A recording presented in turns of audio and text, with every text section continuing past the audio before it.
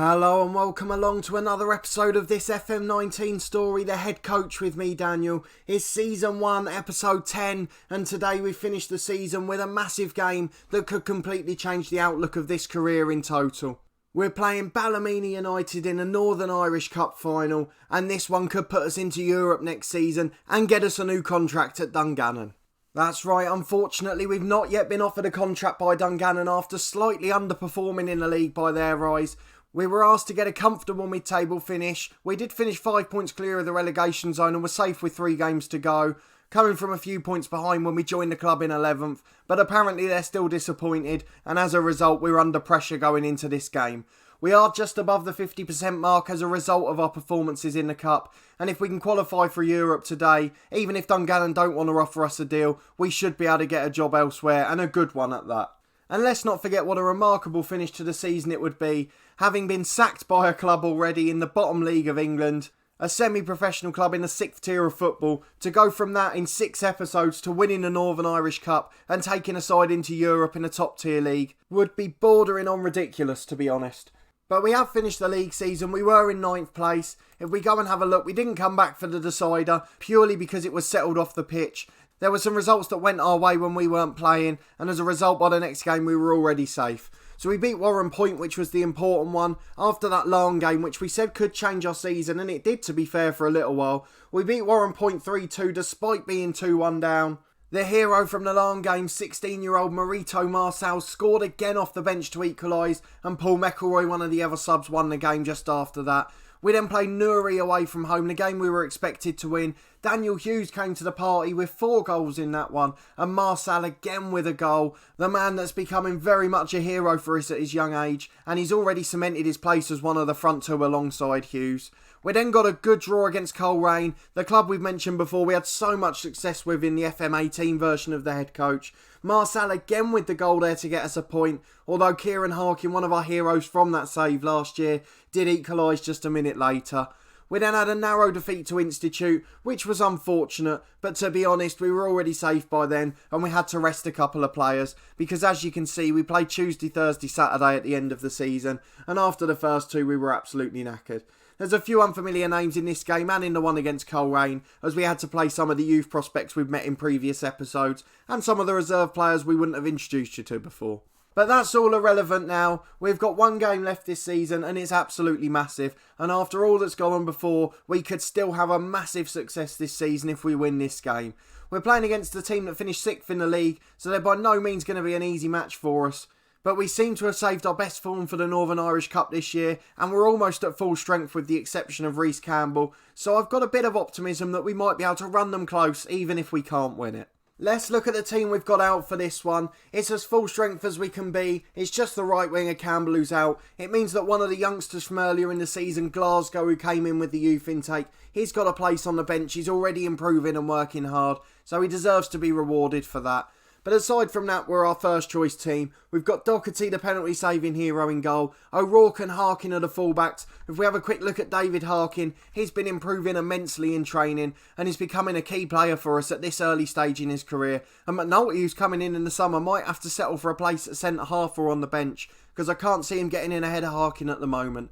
We've got Hegarty and Dykes back in central defence. We're just going to change them back to ball-playing defenders because we've had to play other centre-halves while Dykes was injured and Hegarty was tired in the last few weeks. We've got Clucas and Wilson in the centre of midfield, with Teggart and McElroy on the wings behind Hughes and Marçal up front, the new deadly duo up top. We've finally found a goal-scoring combination and we're very much making the most of it, with Mark McAllister sure to be on his way out the club soon. For some reason, Glasgow's coming as sub-8 rather than sub-5, so let's get him onto the bench properly. Now let's get into this cup final and see if we can pull off an absolutely fairy tale ending to this season. The teams are warming up, we're getting tense now. It's such a big game for us after all that's happened this year. They're playing a standard 4-4-2, so hopefully our positive mentality might get us on the front foot. And now we've actually got goal scorers in the team, hopefully that'll get us over the line. Although we did lose our last game, so the confidence could go quickly, as it has in the past here, to be fair. They've got the early possession on the left-hand side. They go long up towards Harkin, who heads away for a throw. They've got Jonathan McMurray up front, the man who started for us at Coleraine. Oh, that's a really poor goal. It's such a poor goal to concede. If we got outplayed in the middle, that's fine, but to lose from a set piece, What a disastrous start. No one ran with them. They're trying to play an offside trap. I have absolutely no idea why. It wasn't set at all. So I don't know why they're not listening to us there. And unfortunately, we're 1-0 down already. And that probably doesn't bode well for the rest of this game. And it might not bode well for us getting a contract for next season. They've had a shot from 25 yards, but it's gone wide. And we survive at 1-0 for now. Nearly 25 minutes on the clock. McElroy's got a ball in towards Hughes, but it's headed away. Marcel, the youngster, not in the box for some reason, the young striker. Goes all the way back to Harkin on halfway, and he's giving it away when trying to return it to the other youngster. McMurray's bringing it away now, and we already know the pace and quality he's got in front of goal from last year. McCrory crosses to Friel. It's a brilliant save, but where is the defence? We've got them on a defensive mode with a defensive line, slightly deeper, and they're just not doing anything. It's absolutely awful. For a team that's been in good form bar the last game, they're just falling away so easily. They've scored from the edge of the box. Free time, 18 yards out. There's no one closing. And this cup final's turning into a bit of a horror show early on. We're 2-0 down. And I think that's just about game over based on our usual goal scoring record. It's a goal kick for them again as they come forward over halfway. Klukas wins it back though to Marcel. Hughes gets it out to the left to Teggart. We've got 2 or 3, 4 in the box now. Marcel loses out. Wilson shot's blocked. Klukas on the edge gets a bit of space but can't get away from his defender. And in the end he has a snapshot from a wide angle straight at the goalkeeper. Just 5 minutes to the break and it's all Ballymena. They're a better side than us. We can't say we didn't expect this. The signings over the summer might make a difference, but I don't know if we're going to be here to benefit from them after that. The only reason that we are still here is because of this cup run. We've underperformed in the league according to the board, even though I think we've very much done the job. You join a club who are about 6-7 points adrift of the relegation playoff place, and you actually stay up with 3 or 4 games to go. I think most boards will be happy, but unfortunately these guys aren't. We have started to play good football towards the end of the season, but today we've completely frozen. And you can tell we've got a lot of young players in this team who are just a bit nervy and not quite at their best, to be honest. This experience will make them better in the future, but it doesn't help us today, and we've just got to hope the board will stick with us. Although hopefully the run to the final will allow us to get another similar job, even if they don't want to keep us here. We're 5 minutes into the second half and we haven't seen any noteworthy action yet. But we've got a free kick 25 yards out with McElroy. Good effort on goal, but it's tipped wide by the keeper. But it is nice for us to get a shot on target, the first of the half. Teggart's got an out-swinging corner into the box, which is headed away to the edge. Wilson gets it out to Teggart again, and we really are missing Reece Campbell out on the wing, the only goal threat we have from wide areas. Klukas has got it on the edge of the box again to McElroy. He's challenged too easily, and Campbell would have taken a man on there. We really struggle when we've got 1 or 2 injuries in this side, because we don't really have good backups in any position. Teggart's got the ball from O'Rourke's header, but the highlight ends, and with an hour gone, it's very much game over here. But we have got an out-swinging corner into McElroy, is headed away. Wilson on the edge finds O'Rourke. His shot's blocked, and it's going to go away for a throw-in. But we haven't really looked like scoring in truth, and we can't begrudge Ballymena the win the way they're playing at the moment. There's 25 minutes to go, and we will make some changes in a minute, but we've got to see out another attack from them yet. McCrory on the right, the fullbacks are weak again. McMurray's shot saved, and thankfully we get away with it. It's the biggest weakness in the team, the left-back area. Dougie Wilson has improved as the season's gone on, but O'Rourke just hasn't. And as a result, we really struggle in the wide areas. We're going to give Harkin a rest. He's a young lad. He's not been at his best in this final, despite good recent form. Chris Lowe will come on for him. He's not as good, but he's 23. He's got a little bit more experience and hopefully won't be quite as worried. The most experienced man we have got on the pitch, bar the keeper, Alan Teggart on the left wing, is anxious. So we've switched McElroy over to the left for him, and we're going to bring on the youngster Glasgow. He deserves the experience. It's been good all season. And we are going to take Dougie Wilson off for McGinty, a man who's been the best trainer at the club almost every week since I've been here, until Harkin came to form in the last month or so. So he deserves a run out in the big game for us as well. It has just been one step too far. We beat Larne, a side that were professional and had so much in terms of resources. We beat Crusaders on penalties, last season's champions in the league, and we beat a couple of other lower league sides as well, as we have a header cleared off the line. But it's just not been our day. It's been one too far, and hopefully if we do get to stay, with the signings our director of football's already pre-arranged and our developing youth talent, we will be able to compete with sides like this next season to try and sneak that last place in the top 6.